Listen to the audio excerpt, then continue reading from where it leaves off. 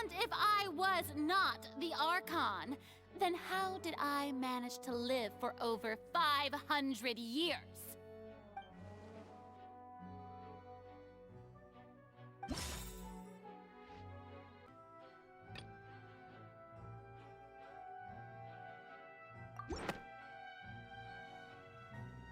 First of all, you may be a member of another long-lived race, which would allow you to naturally possess an extended lifespan. And second of all, even if that wasn't the case, there could be other ways to extend your life. Who gave you that idea? Was it the knave? You'd sink so low as to use a harbinger's words against me.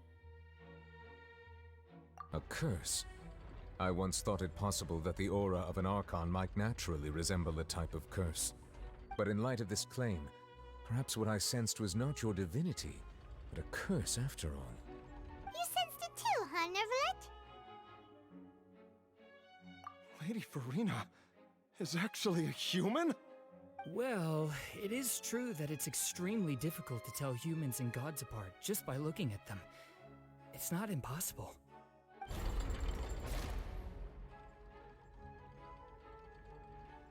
Well, don't start celebrating too early now. Even if I have been carrying a curse like you said, how does that prove that I am merely a human being? Besides, everyone knows that the main difference between a human and a god is the possession of authority. Gods can do what humans cannot. That's why they're worshipped as gods.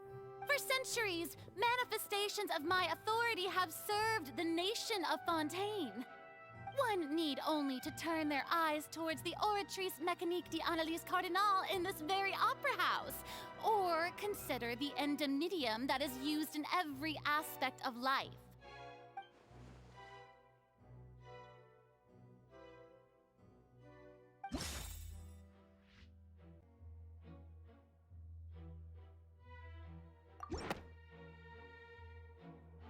You tried to reference the Oratrice. But weren't you as confused as all the rest of us when the Oratrice declared Child to be guilty without any proof?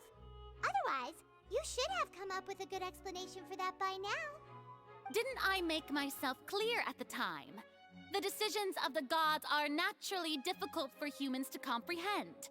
There is no need to provide an explanation. Lady Furina, I believe a reminder of your current circumstances is in order. While the court is in session, the principles of justice and the law must come before all else. While you are an Archon, you are also first and foremost the defendant in this trial. You will prove yourself unable to defend against the prosecution's charges if you continue to withhold vital information against the rules of the court. I never thought you'd use that kind of rhetoric against me. That was no trick of rhetoric, Lady Furina. I've merely reiterated the rules of the court. Rules that all should respect and follow. So, you neither knew why Child was declared guilty, nor did you understand the structure and operations of the Oratrice. Instead of having been created by you, the manifestations of authority you mentioned have been made by the real Hydro Archon, haven't they? The real Hydro Archon? Well, now you're really losing me. It is true that I did not know why the Oratrice gave out a guilty verdict that day. But the Oratrice handed out that verdict unilaterally, and it has been operating independently ever since it was first created. You can't argue that just because a divine creation is flawed, that the god behind it must also be no god at all. She's still throwing out all kinds of excuses.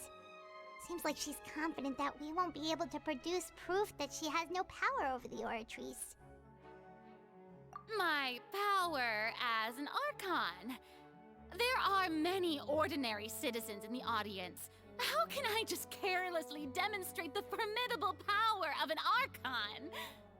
If that poses a concern, I'm prepared to extend my protection to the audience. You don't need to go that far.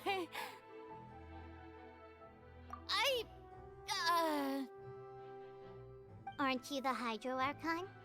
Or is it that you can't even wield the power of Hydro, much less the authority of a god?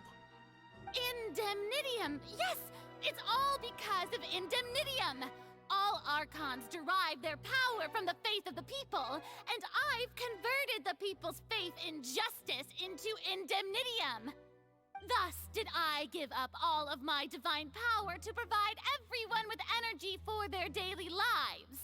Have you ever seen a more magnanimous god? Isn't that a huge stretch? Yeah, no matter how generous an Archon can be, how could they give up all their power? Can a god with no power even still be called a god? It seems like nobody's buying Furina's excuse. Hey, come now, everyone! Please don't stare at me as if I was a liar! I'm still the same Furina you knew, right? The one that you loved! Shouldn't you want to believe in me? Please? You've got to believe me! If what the prosecutor said is true, she really has committed a grave offense. Did she deceive all of us? And all of our parents and grandparents too? And all of our ancestors? Ever since they were born? Enough! That's enough. Tell me then, if I'm not the real Hydro Archon, then who is? If you have no evidence of another Hydro Archon's existence, nor can you find anyone who can back up their claim to be such, then what grounds have you to say that I'm not actually the real deal? Wow, she came up with yet another argument. How can we refute her now? Seems like she really doesn't want to give up.